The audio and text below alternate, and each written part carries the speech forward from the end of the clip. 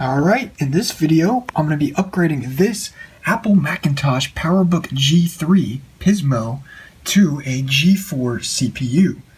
Now, I've already done this, if you've seen my previous video, to an Apple iBook G3 clamshell, but this machine has a little bit more potential for doing this. And the reason is, A, because the heatsink in here is way better than on the clamshell iBook, and B, the system itself is much more expandable, so you can actually get some decent performance out of this. And interestingly enough, it looks like the battery's charging. Well, anyway, so as you can see right here, this machine currently has a 400 megahertz PowerPC G3 CPU with 1 gigabyte of system memory. Now, this isn't my machine. This is like the clamshell. This belongs to Greg Rutke of Rutke Mods. He has a YouTube channel, as I mentioned in that video, which I will put a link to in the description if you want to check out his channel. And he sent me this machine to perform this modification on. So what we're going to do in this video is we are going to take out the original G3 CPU card, which is like right under here. We're going to desolder the original G3 CPU, which is a PowerPC 750, and then we will be removing and reballing a PowerPC G4 CPU from a dead PowerBook G4 titanium logic board. And then once we do that, we'll solder it on this CPU card, and in theory we should have a G4 upgraded Apple PowerBook G3 Pismo. So with that, I'm going to go ahead and get the CPU card out, and then we'll begin the process of removing the original PowerPC 750 CPU from this machine's CPU board. Alright, so as you can see here, I've gone ahead and removed the logic board from the PowerBook G4 Titanium. And before you say that destroying a perfectly good PowerBook G4 Titanium for this, no, I'm not. The PowerBook G4 that this came from was in awful condition. It was literally duct taped shut, and it's all bent up, it's chewed up, it doesn't work, and so you may as well just use the logic board for its CPU. So as you can see, I've got my ghetto set up here. We've got my hot air station over there. There's my soldering iron, and then we've got this IR preheating plate, which we will be using to heat the logic board. And then once the board's up to temperature, we'll go ahead and turn on the hot air station. And as you can see there, the CPU is right under there. And then we'll go ahead and turn on the hot air station and heat and remove the CPU. So with that, I'm going to go ahead and get this warming up off camera because it does take quite some time. And then we'll go ahead and begin the process of removing the CPU. Alright, so the board preheater has now successfully gotten up to temperature. So now, of course, the first thing we're going to do is start by applying some flux to the perimeter of the chip. Let's go ahead and take our flux here.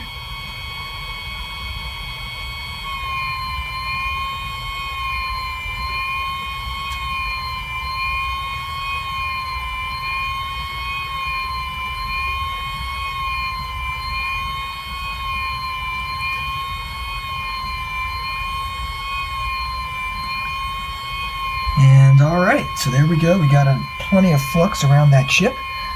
Now, of course, it all went underneath the chip because it's hot right now, the board is. So now we'll go ahead and align the hot air nozzle, and then we'll begin to heat the chip and then remove it.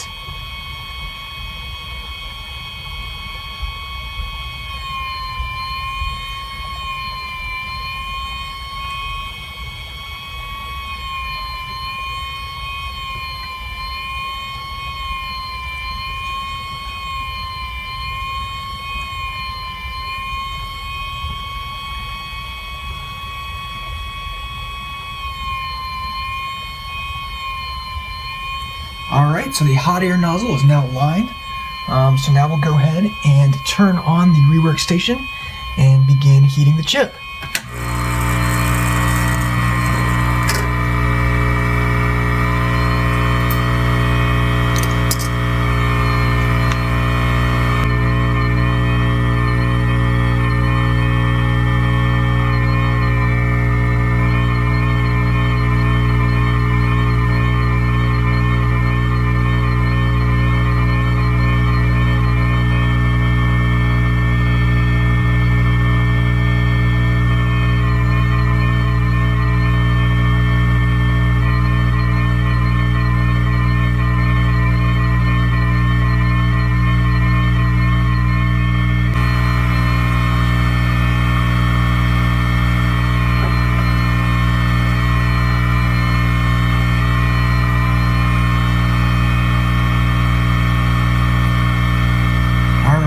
looks like the chip is about heated up and free from the board now. Yep. So now what we're going to do is I'm going to go ahead and take off the hot air nozzle, and then we will go ahead and pull the chip off the board. So we've got to do this kind of quick. So here we go.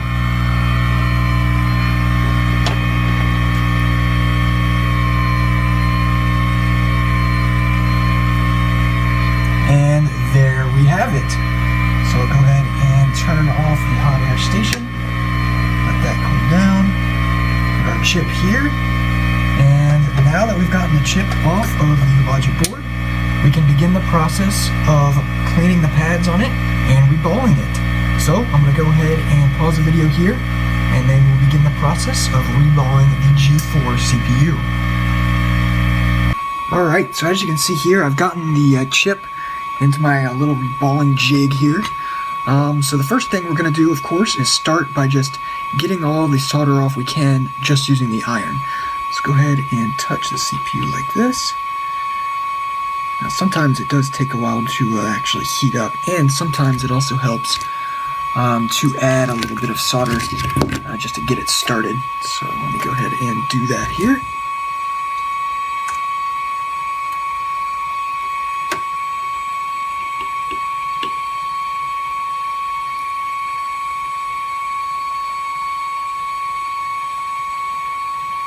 Just like that. And it looks like my iron is not quite hot enough here. Let's increase the temperature some.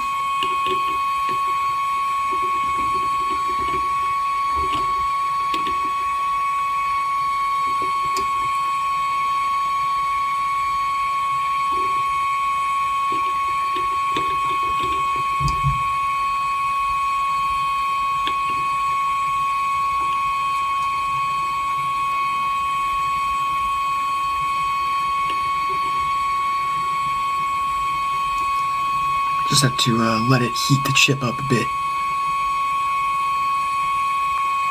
because this chip has a lot of thermal mass, so it's got to heat up quite a bit before it will actually, before we can actually start getting the solder balls off of it.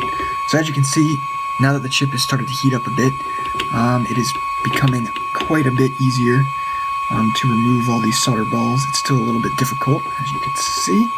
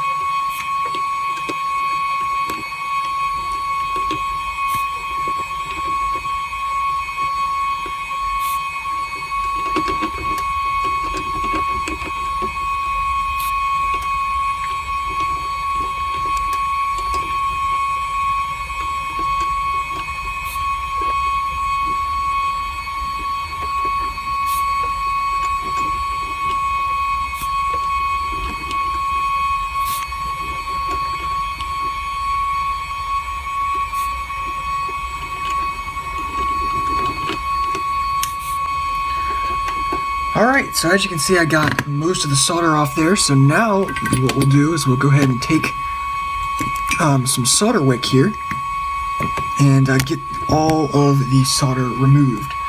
So let me go ahead and find my solder wick here. There it is.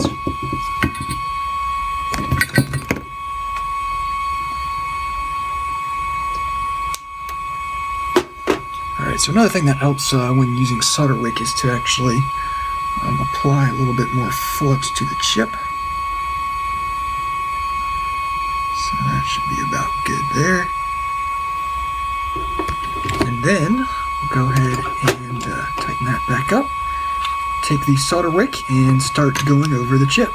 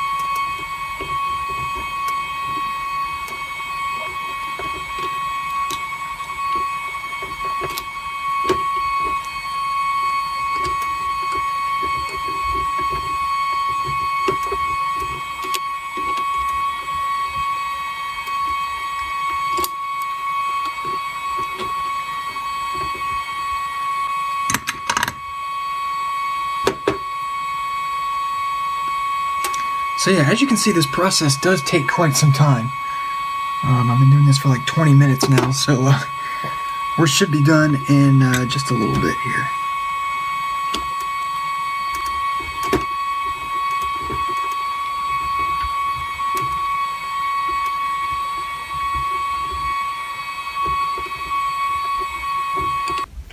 Alright, so after finally getting all those solder balls off, now what we can do is we're going to go ahead and clean off all the pads using some rubbing alcohol and paper towels here. So go ahead and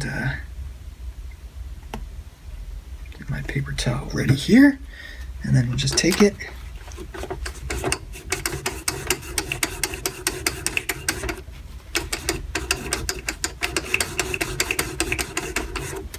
and clean the bottom of the chip like so. Now there is a little bit of residual solder on there, but that shouldn't cause any issues because it is such a minimal amount that it won't affect the size of the solder balls that much once we put them on. So go ahead and take that out, put it in this way.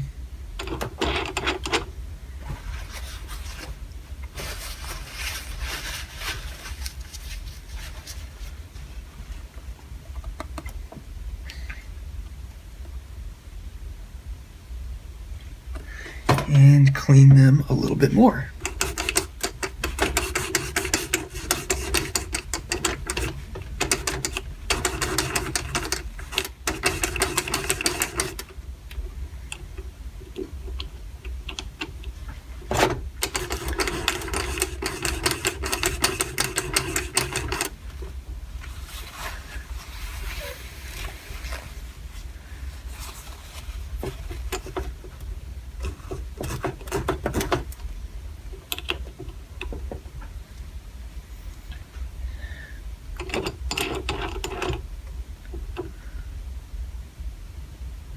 Alright, so the chip has now been cleaned.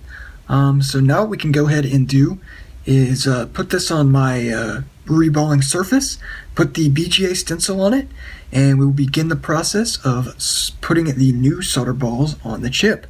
So I'm going to go ahead and get that set up and resume the video. Alright, as you can see, I have my BGA stencil on top of the chip, and I have already applied a small amount of flux to the top of the chip to prepare for placing on the solder balls.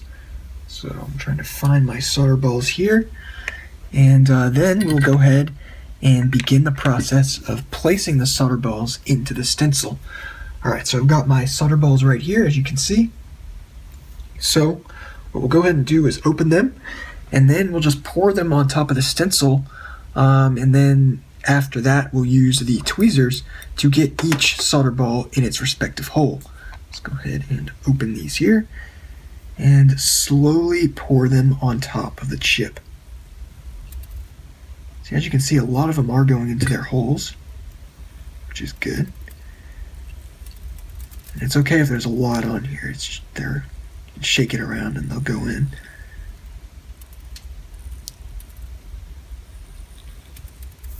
Alright, that should be about good.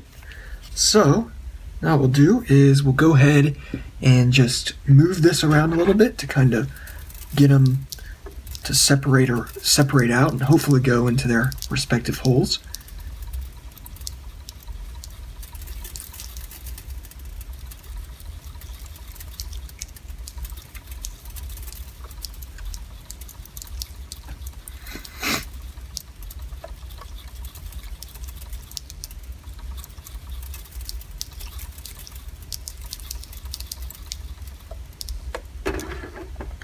Alright, so as you can see, most of the balls went into where they're supposed to be, but now what we'll go ahead and do is just take my tweezers here and just kind of nudge these around, and unfortunately my tweezers have flux on them, so this doesn't really make it easy, but go ahead and nudge them around a little bit like so. And then we'll just start to take them and just place them into the holes where they're supposed to go.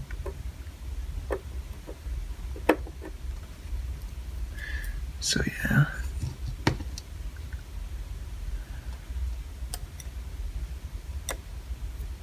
So just take each one, place it where it's supposed to go.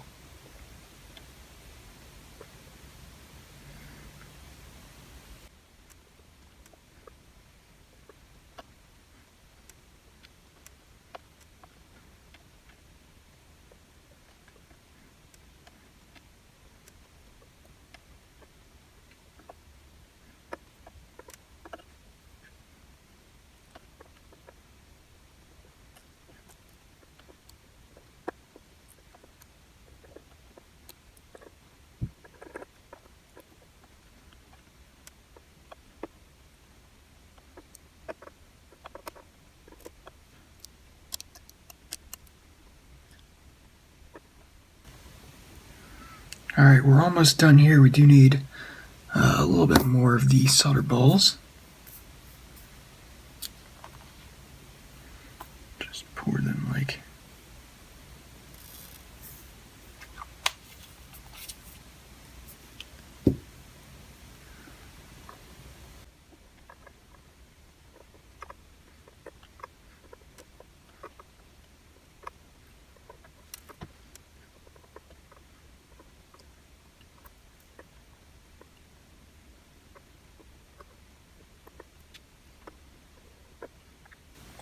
And it looks like we are now done. So you can see all the pads look to have a solder ball in place. So now what we'll go ahead and do is turn on my hot air station and begin heating them to solder them onto the pads.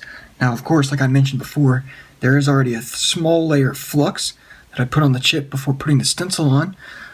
So now once we go ahead and get this warming up, put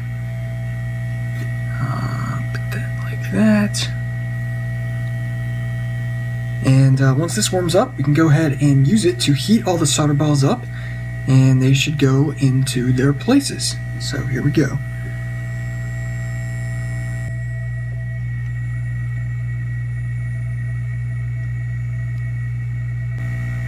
As you can see, they are starting to melt into their holes now.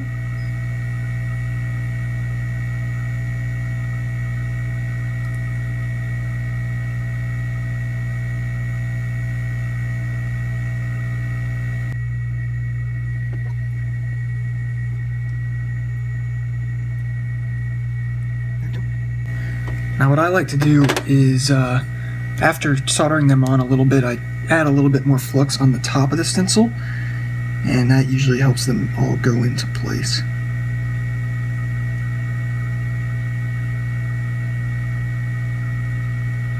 So yeah, that should do it.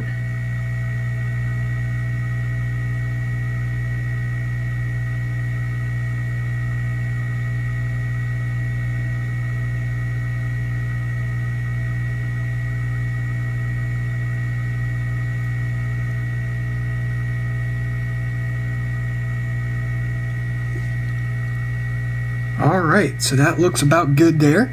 So now what we'll go ahead and do is turn off the hot air, let the stencil cool down a little bit, and then we'll be able to lift it up and remove it.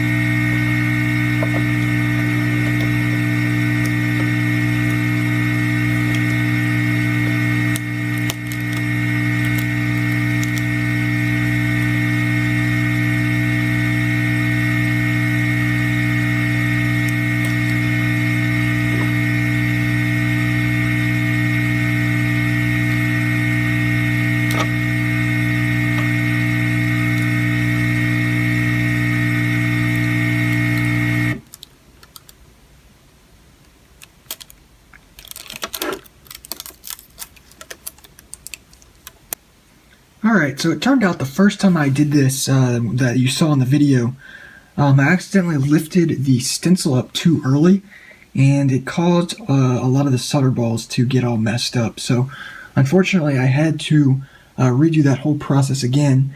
But as you can see here, now that I've done it correctly this time, it looks absolutely perfect. If you look at it from the angle there, you can see that it has reballed successfully. All the balls are even, and they all look exactly like they should. So now what we'll go ahead and do is start the process of removing the G3 CPU from the CPU card of the PowerBook G3 Pismo. And then once we do that, we'll clean up the pads, and then we'll be able to solder this chip onto the card.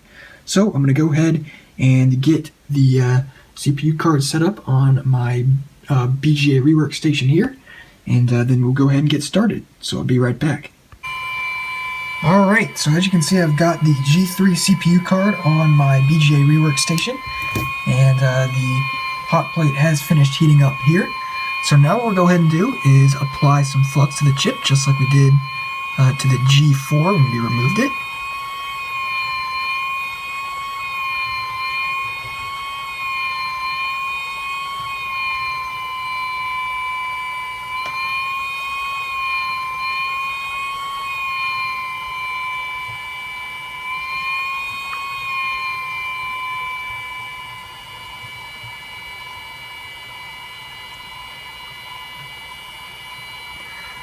Alright, so now that we've got plenty of flux on it, now what we'll go ahead and do is align the BGA nozzle.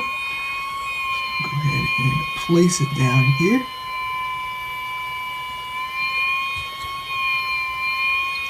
Like so. And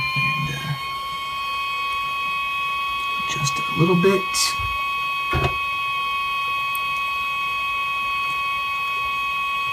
Go ahead and lower it down.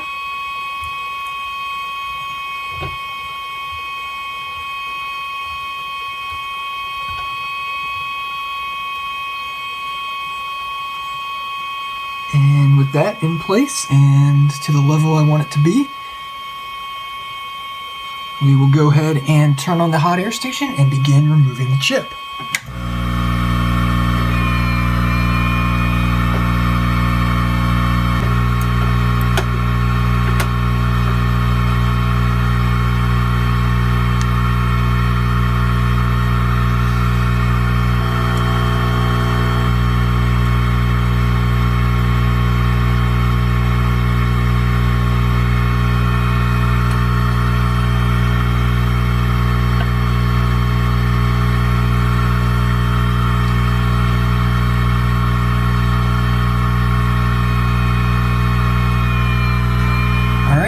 like the chip is now ready to be removed. So now we'll do the exact same thing we did last time. Just remove the hot air nozzle away quickly, and then lift the chip with the tweezers. So we'll go ahead and do that now.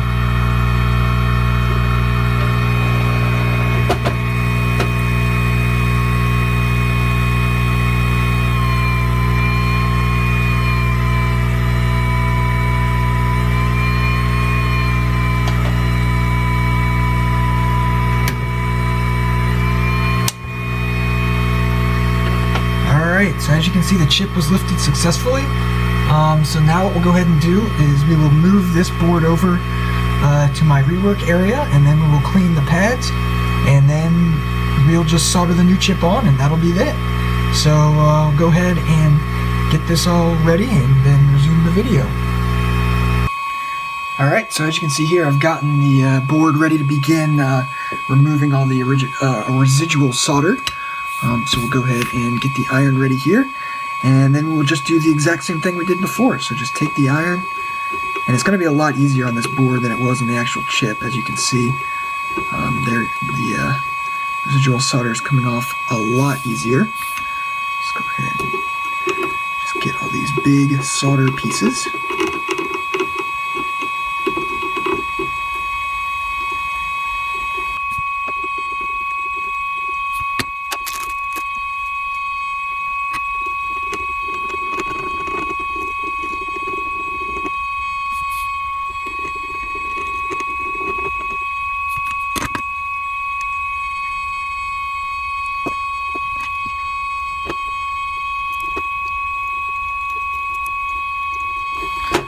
So yeah, you can see how much easier it is to remove the solder from the board as opposed to removing it from the actual chip.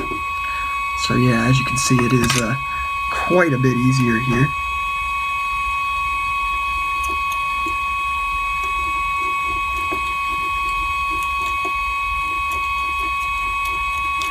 I think the issue is just the ceramic surface of the chip doesn't allow the solder wick to glide smoothly over it like the solder mask material of a PCB does. So I think that's the reason why it's so hard to clean all the solder balls off the chips as opposed to the board.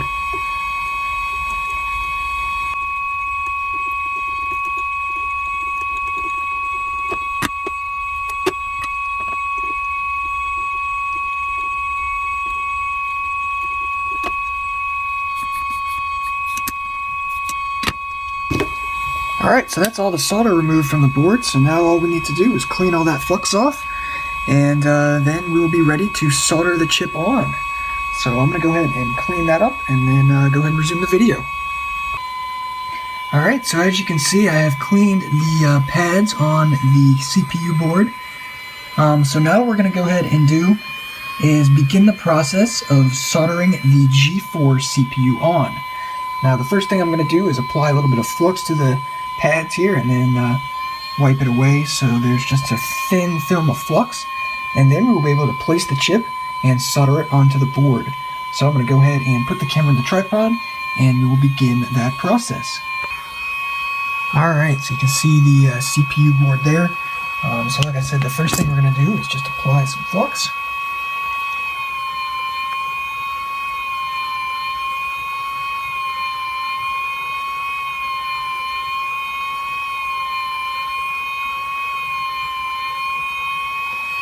Alright, there we go.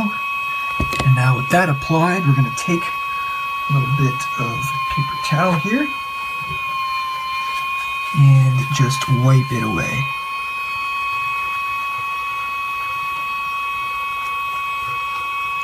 Just like that, just so all the pads have just a little bit of flux on them.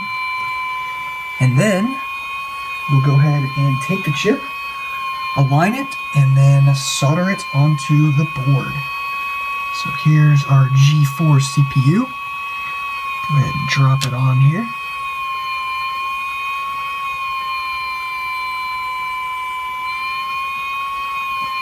You have to use a pair of tweezers to align it.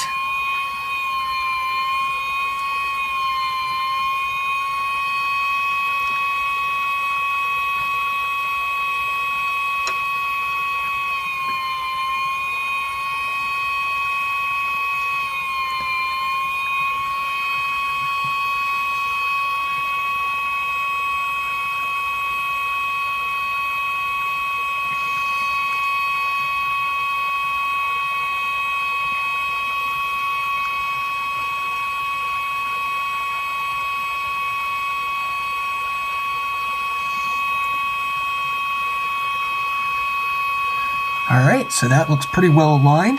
So now what we'll go ahead and do is align the hot air nozzle over the chip like so.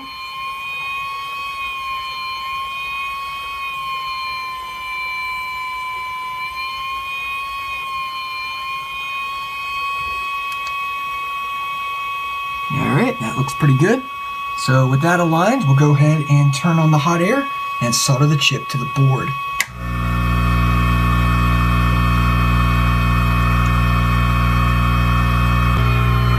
Alright, so it looks like all these solder balls have melted now. So now we'll go ahead and just let it sit for a little bit, just to make sure all of them flow successfully. And then we'll go ahead and turn off the hot air and we should be done. So give it a few minutes here.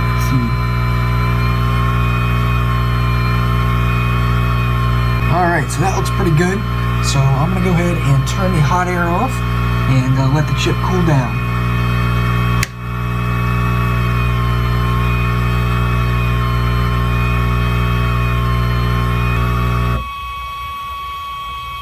Alright.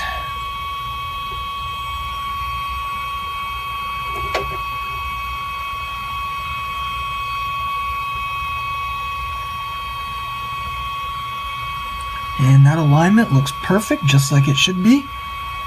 And so yeah, I think the chip has been soldered on successfully. I'm going to move the camera over here. So yeah, as you can see, the chip looks like it's soldered on just fine. I'm going to take a look with a flashlight here.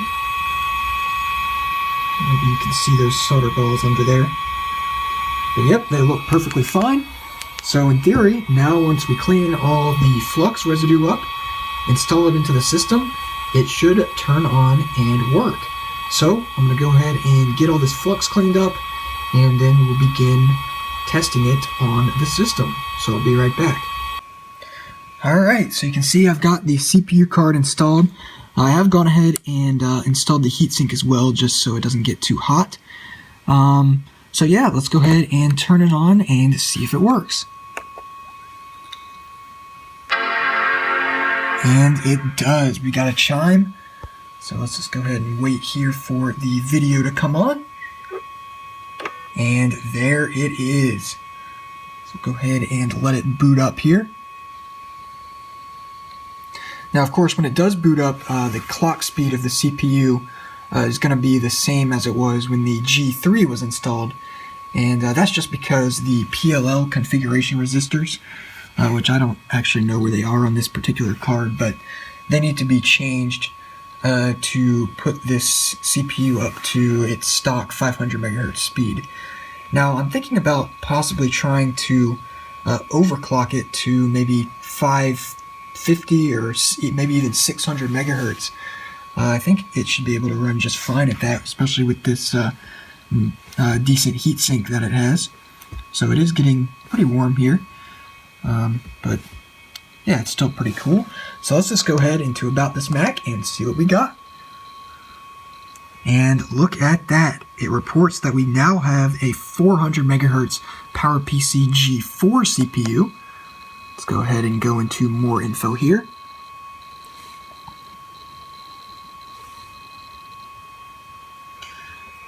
The CPU is detected properly. This is a PowerBook 3,1, which of course is a Pismo. We've got L2 cache, the full 1 megabyte. And yeah, everything looks to be detected as it should. So now what I'm going to go ahead and do is shut the system down, and we will begin the process of changing the PLL configuration on this CPU card. Now, of course, I am going to put it at 600 megahertz, I think. I think this should be fine at 600 megahertz. It's running very, very cool right now at 400 megahertz. So I'm going to put it up to 600 megahertz, see how it runs, and if it seems to be unstable, we'll just put it back down at its stock 500 megahertz clock speed. So I'm going to go ahead and shut the system down, and we'll resume once the card is back out. Alright, we are now ready to begin the process of setting the PLL configuration. So the way you do this is you just have to set these 4 resistors here two specific points on the board. So I've drawn out a diagram here that you can kind of see which resistors need to go where. So there's one resistor here, one there, and one there. And I've decided to go and just clock it up to 550 megahertz. Apparently the PowerBook G4 titanium CPUs don't like to overclock that well, so I think running it at 550 will be sufficient enough. So I'm going to go ahead and set these PLL configuration resistors to 550 megahertz, which is the configuration I have drawn here. So now go ahead and turn on my hot air station, and we will begin the process of desoldering and moving those resistors. So of course the first thing we need to do is apply some flux to them, like so. And once my hot air gun heats up here, we'll begin the process of moving those resistors.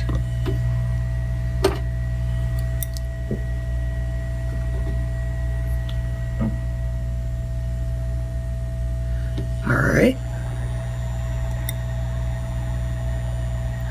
So let's see, the first one is good, the second one is good, so all I have to move is these last two.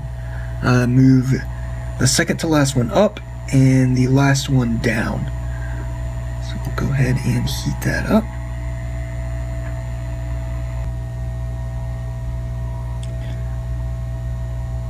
Alright, so that one's moved in place.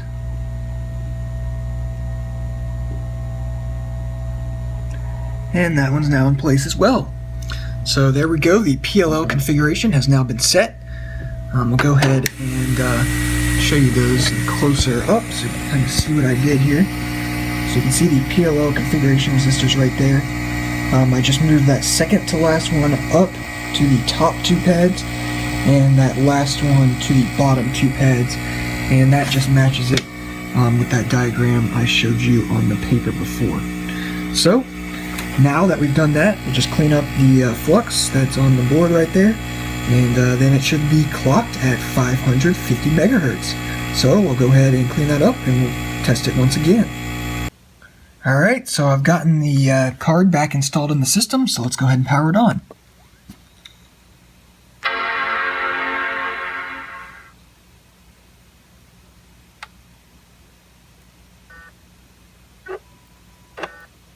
And it still works, which is of course good.